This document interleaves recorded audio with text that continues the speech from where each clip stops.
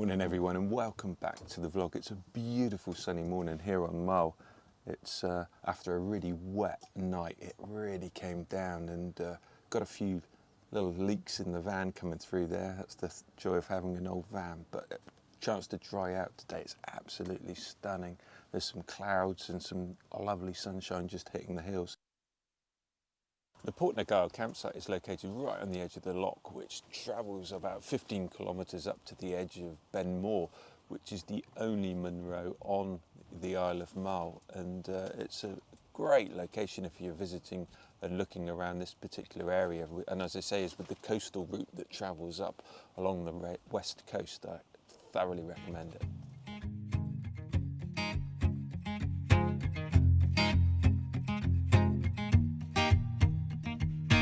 People knew her by her will, to make it whatever she put her mind to.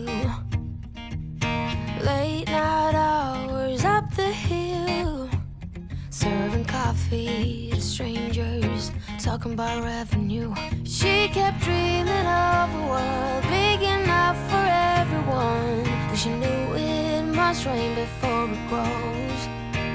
She kept dreaming of the day butterflies survive the wheel, even though she got knocked down and never showed.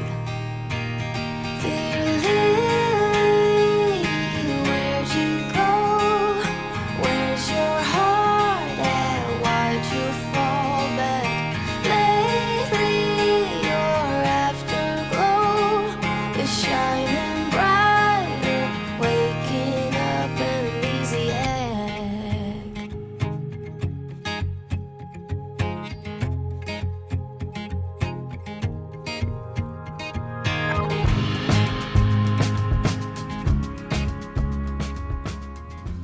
So it's a new day here on Mull, and we've just taken the coastal road from Port Nagal campsite where we're staying, and we've come up to a wee place called Balmanek.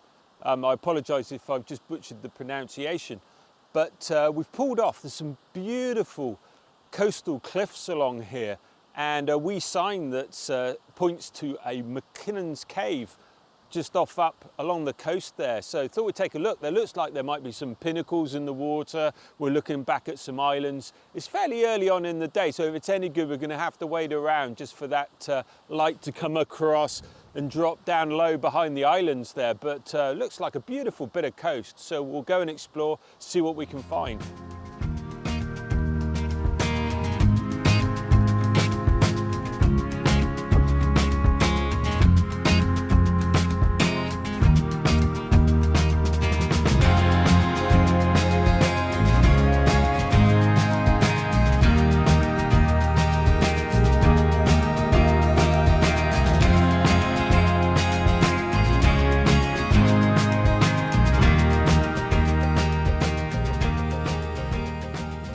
Although this isn't the best time of the day to be photographing, there's enough cloud cover really to keep back some of that harsh light. And it's quite moody. There's quite some dark sky with the light breaking through. The actual area is absolutely stunning. There's nobody around. Some of the rock formation in the cliffs remind me a little bit of Skye. There's been a fair amount of rain sort of the last couple of days on Mull, so everything's very lush and green. So we'll go down and see what we can find along the coast there, and hopefully we can get some shots with some of the rocks in the water, some of the pinnacles if we can get to them.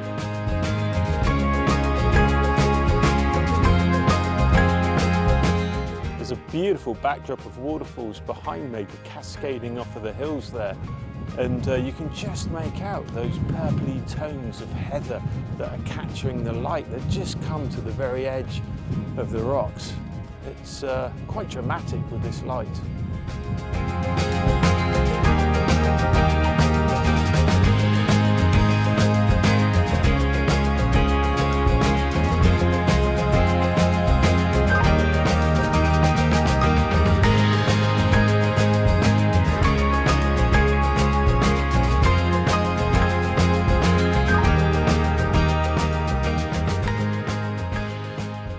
So I think this is going to be my scene for the day.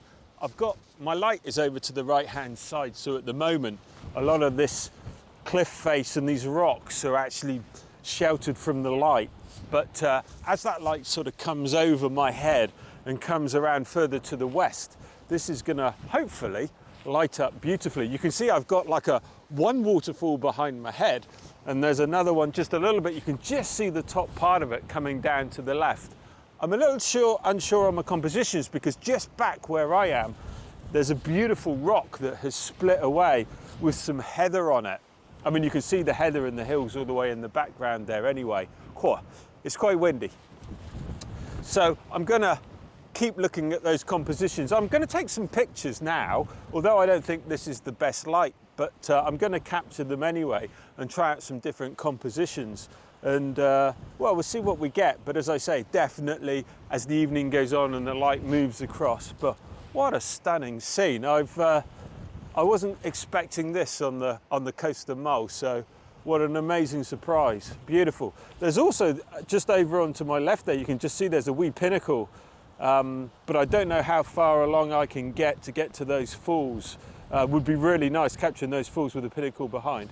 The tide's on its way out, so we might get a little bit more features in the rock, and perhaps a little bit more movement in the water. The wind's pretty strong, so anyway, well, I'll play around with some compositions, we'll take a look, see what we've got, and then follow that light round.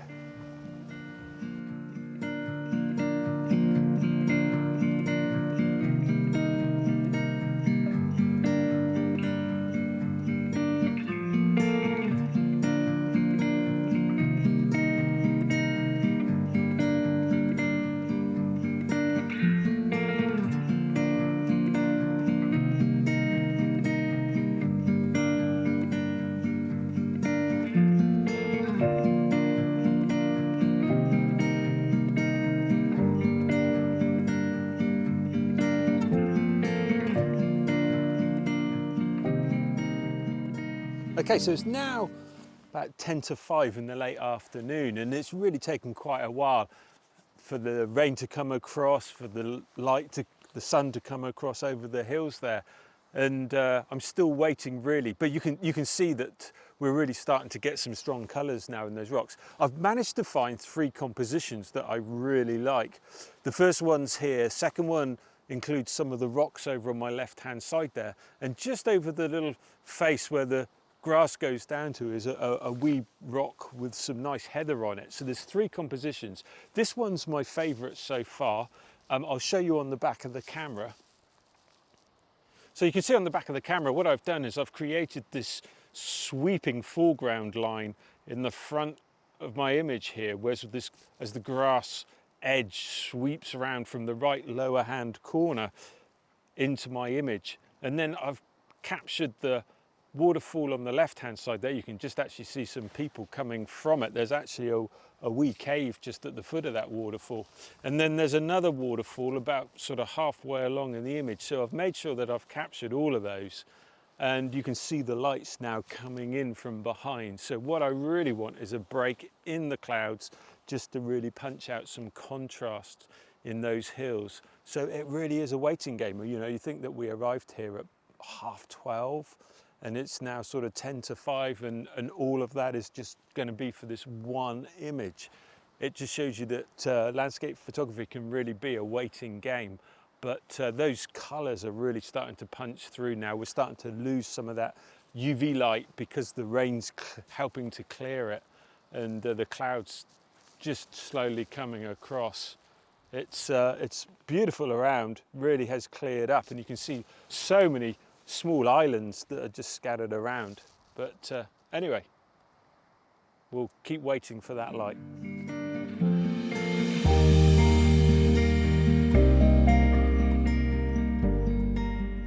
So I'm shooting on my 28 to 70mm lens.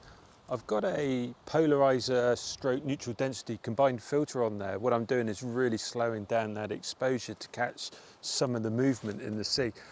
Normally I wouldn't slow down too much because of the waterfalls, but there's such a small feature in this image, it really doesn't matter. It's a splash of white coming down the hills there. So I'm shooting at around about 1.3 seconds on f14, ISO 64, and really just taking shot after shot while that light just changes in those hills.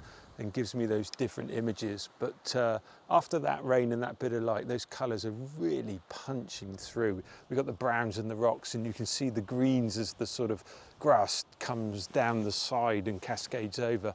And I don't know if it really shows, but we've got a lot of sort of purple colour in the very top hills there, which would be the heather that is sweeping down the mountainside. So absolutely stunning.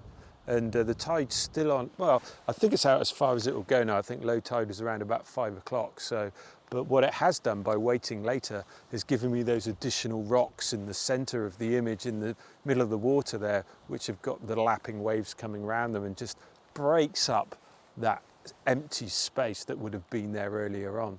So anyway, if it's any good, here's the image.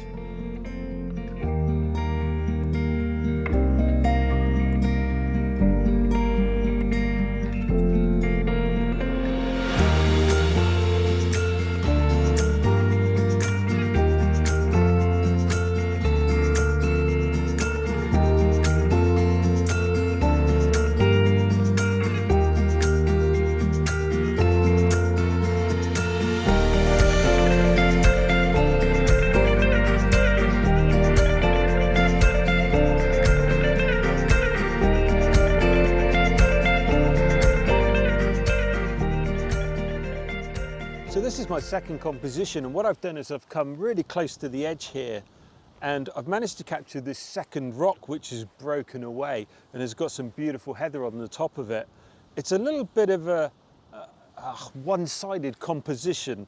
I've got a lot of space on my right hand side, and obviously this sweeping coast that sweeps round on my left, so it's a little bit unbalanced. So I don't know how well this one will work, but I think it's definitely worth trying. We've got the waterfalls in the background, we've got those beautiful brown and sage tones coming down through the hills there. I'm losing a little bit of the light, but there's just enough there to bring out the detail. Again, I've got the polarizer and the ND filter on, and I mean, it's nice just actually being here. There's a gentle breeze, and it's an absolute stunning evening. So just really enjoying the landscape.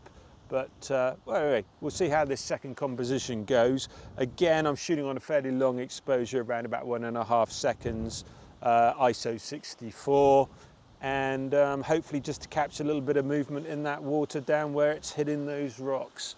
And yeah, well, here's the second composition.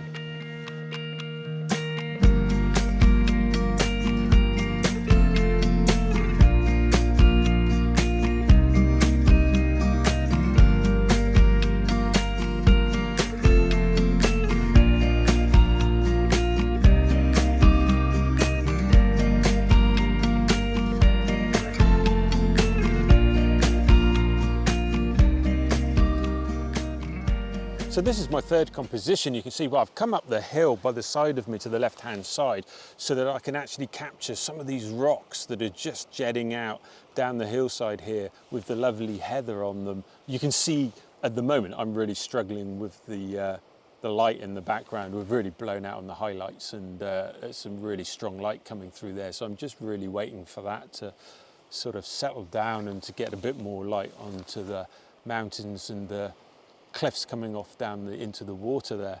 But again, nice sweeping image with that shoreline coming round.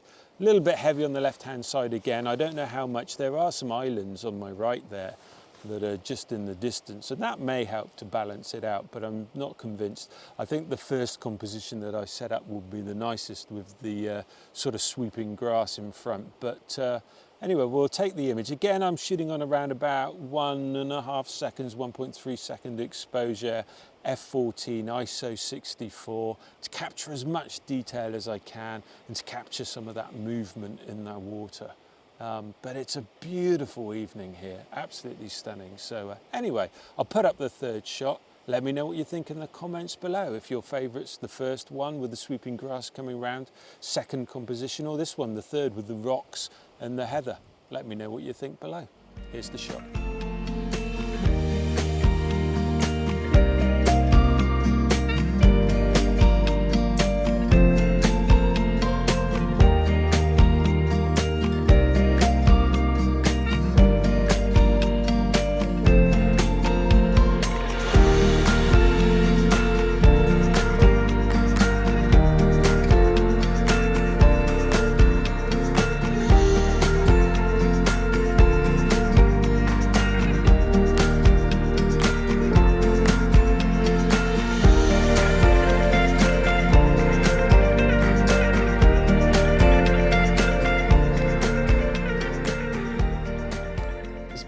absolute spectacular evening with some beautiful light.